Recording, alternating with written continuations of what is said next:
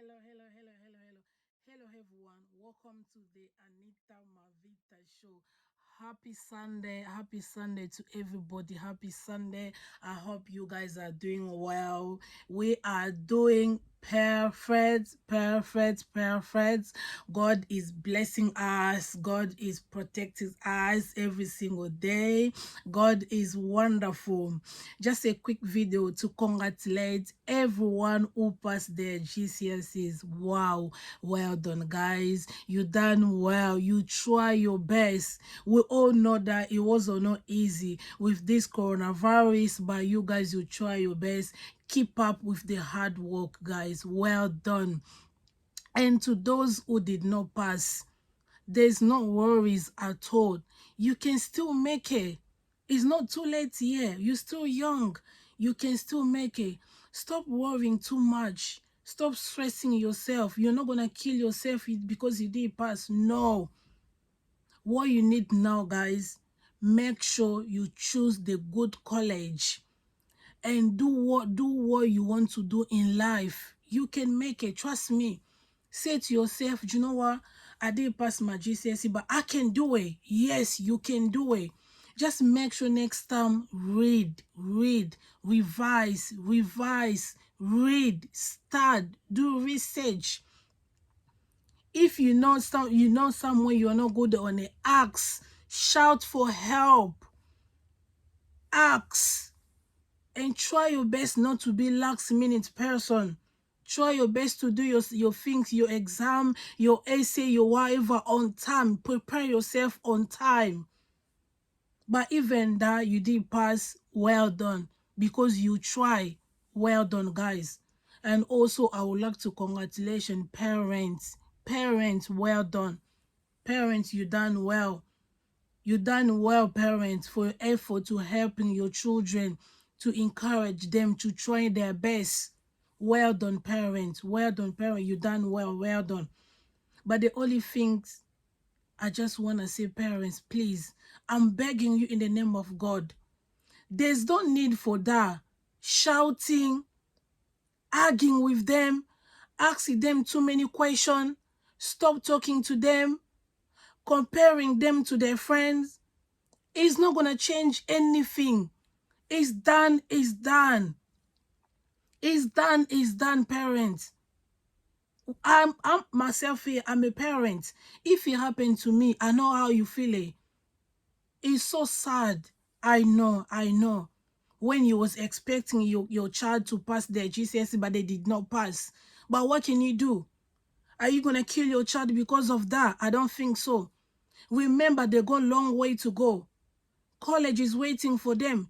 University is waiting for them. And after that, when they'll start going to work, there's a too many challenge at work.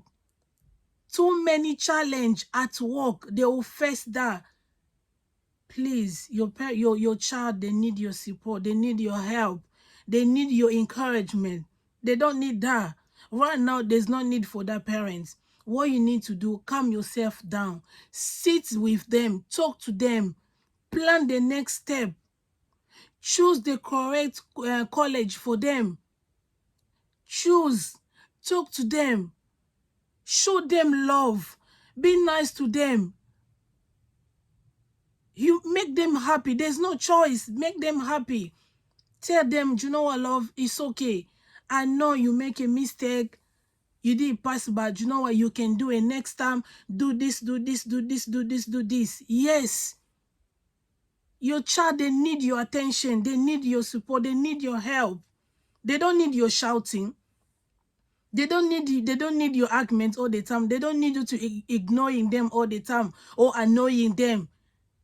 Keep repeating the same thing every single day. They fail. There's nothing gonna change. There's nothing you can do right now. Please, parents, I'm begging you. Sit down with your child, talk to them, plan the next step, find a good college for them. That's it. That's the only thing we can do it. Yeah? So congratulations to you parents. You try your best. You done well. Congratulations. En tout cas, félicitations na ba parents nyonso tout vraiment na ba effort na bino bosali ya ko aider ba na bino ba sala effort ya ko passer. En tout cas, félicitations na bino nyon surtout. Na ba parents nyon surtout oba na bino ba faire. It's not the end of the world. It's not the end of the world. Eza suka mokilite. Eza suka mokilite. Yeah, ba fail. Yo bande ko expect mona na yo a passer. But what can you do? A fail. Mama moka lobi. Na bande ko sala kutu ba kayu na nga beti ba kayu. Po ba pese nga advice na school. Akende ba extra lesson. Azoka ba asala ka ba cours musu libanda ya school. Po aider a passer na epete mbongo na nga kuteki ya pamba mama kofuta mbongo extra money po mwana ke na extra lesson ake zo ba cours wana eza bien eza ko aider tant ba zongo na school azo zongo pe libanda eza bien ko regretter na yango te ndeko mwasi oyebi na yebisa ko ke na kosala video na oloba makambo olobi me na oloba kombo na ote po yo za ma katmini ma sister. Mais na ben osala video na oloba boye po isala nga pasi ozo regretter mbongo wana.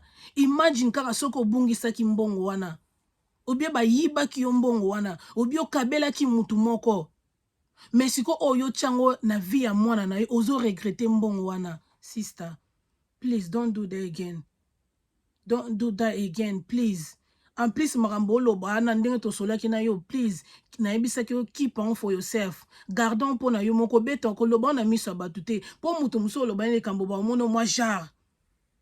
Olo na te, malgré passé te mais est-ce que sili to bosa te bana nzela mulai ya okende collège zo zela bango, université zo zela bango, musala zo zela bango, musala kuteza na ba stress ko leka kutu. Na yebi ke classe R moko ezala annoying, ba teacher pe bazaka ba annoying, classe eza R moko moi ba kaka moko boy. Po classe hela mutu nyonso tute. Ko kende classe ko kende ko ye ko le hela mutu nyonso tute. Mais soki mwana asali effort ko sala eza problème te mama o regrette mbongo mutasala mbongo esala mutu te toyaki tokutaki mbona mokilo tokende totika yango ebele bakufi ana sira corona batiki bambongo na ba bank batiki bambongo ebongo siko yo te mbongo na yo na classe mwana lokola passé te ekomi grave to bosana te na corona op e infecté bango lockdown ebandaki na max et infectaki bana ebele et puis biso totanga na ba classe toyebaki tobandeki komona bana misusu soki bozana examen bozana presentation bozana essai yi asala biloko neka na last minute azaneka mutasuka so etikala misu 2 jours 3 jours abandi ko travailler dire ale omona pe pour a passer. Bato ebele bazana bango bien bana ebele bazana bango bongo mais bato musu ba prépara vraiment avant ndeti ngata na bande kotanga ngana nanga mutu moboy na linga ko sala makambo nanga nyonso on time na linga mamba last minute te na vie nanga na linga ko préparer myself na linga ko préparer musu mona fona sisa essai nanga bien présentation bien examen musu 2 semaines avant na komi free na komi sko ko cheke na komo luka ba teacher na komo luka batu ba chekelenga po make sure everything is perfect mais batu no su baza bongo te batu musu bango balinga ko sa biloko na bona last minute so what can you do? Wala mwana moka lobi na ngai Aunt Anita, you know what? My mom, she stopped talking to me. My parents, they're not talking to me. They keep ignoring me. They keep asking me the same question every single day. They're repeating themselves. They are so annoying. I had enough. I don't like it anymore. Mama, mwana na yo azana besoin attention na yo. There's no need ya ko finger, ozoko ganga, ozoko beta. Tozana besoin na ngo sute. Wana besoin na ngote eloko nini fo bosa na miento bino ba parents o bana bino ba échouer yes form ezate yo bande ko plena ke 6 form ndenge tolobaka long propose die dispose what can you do? There's nothing you can do na miento vandisa ye encourager ye motiver ye you know what love you can do it ponele collège ya bien akende ko sala yango na collège akosala yango na collège bana bino baza besoin ya aide na bino bana besoin support na bino. Sit down with your child. The only person who akoko yede bana bino eza yo moko. biso na Anita Mavita show to try ka ba bes mais za yo moko para okoko motiver moi na yo oko pesa énergie ye mo pe ko tavana ko loba oyebi ke na make ma ba para na nga sad mais quand même baza toujours na nga bazo ko supporter nga toi na shote. I know how you feel it. I'm a parent too. If it happened to me, ngapena will feel sad. But what can we do? Are you gonna kill your child because they did not pass the child? They didn't pass their GCSE? Hello, no. It's not the end of the world. They got a long way to go. They can still make it. Please, bapara, to calm down. Moi, msolo biba mama na papa bokomi ko swana nda kukawa po ya pasite. Please, yangona te e affecté foyer na bino. Bo calm down, bapara, please.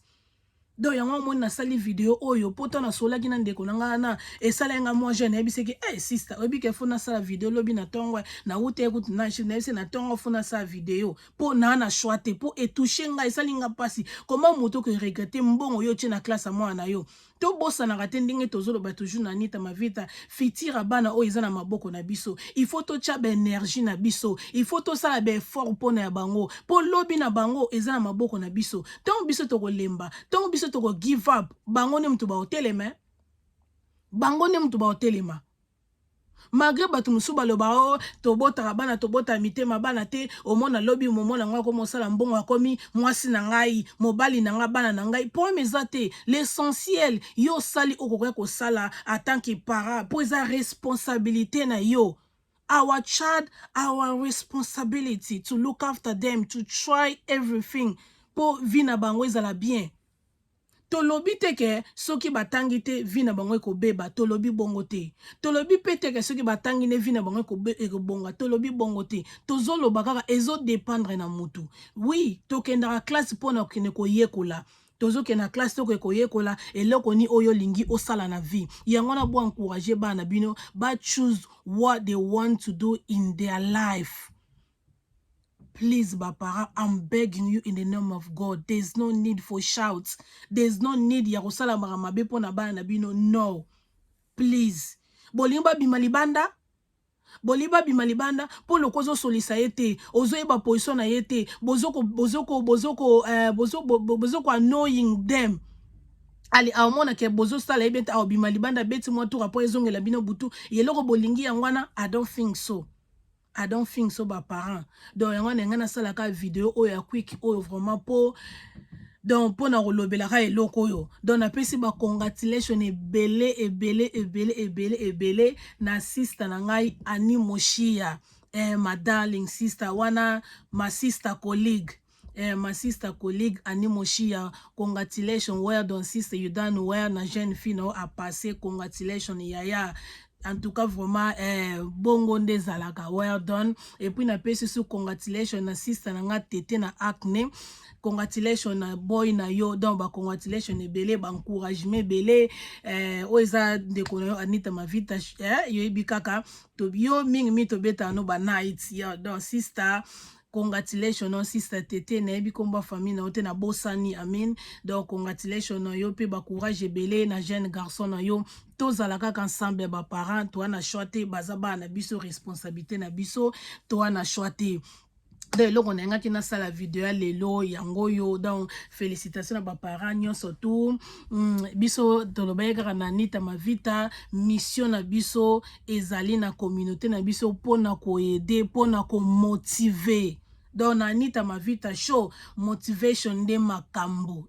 Balobi Anita Mavita show motivation de makambu. Toza pona ko motiver mutu moko na communauté na biso. Toza pona ko encourager mutu moko na communauté na biso. Donc balobi chance et leur pamba. Batu musupe ba gagner vie ba kenda na bango pe ba classe te ko yekola ba gagner na bango ba vie na ndenge mususu eza ngo probabilité. Mais batu mususu pe ba gagner ba vie na bandela ya classe ya kende ko yekola ayekoli eloko mo na classe azu musala pe c'est bon. Donc eloko to lukaka to koma na biso batambongo te to koma na biso ba rich te mais ozala capable ya kofuta rent ya kosomba nini ya kosani yango eloko to luka na vie esili. Donc voilà ezalaki ngai ndeko na bino Anita Mavita na Claudia kia kuna musika apesi bino ba gros bisous. Claudia azata déplaçaki yango bomoni nga lelonga moko mais she love you guys so much. Donc tenga to partager ka vidéo na bino la. Please guys, please, I'm begging you guys, please don't forget to subscribe, like, comment, and hit the notification bell pour to sali ba vidéo na biso bo miss out te. Please guys, partagez ba vidéo na biso, please bo partager, bo s'abonner massivement, bo tinde la batou et ça la biso pe bien. We love you guys. To monani na next video, please balobi education de makambu. Love you guys. Bye.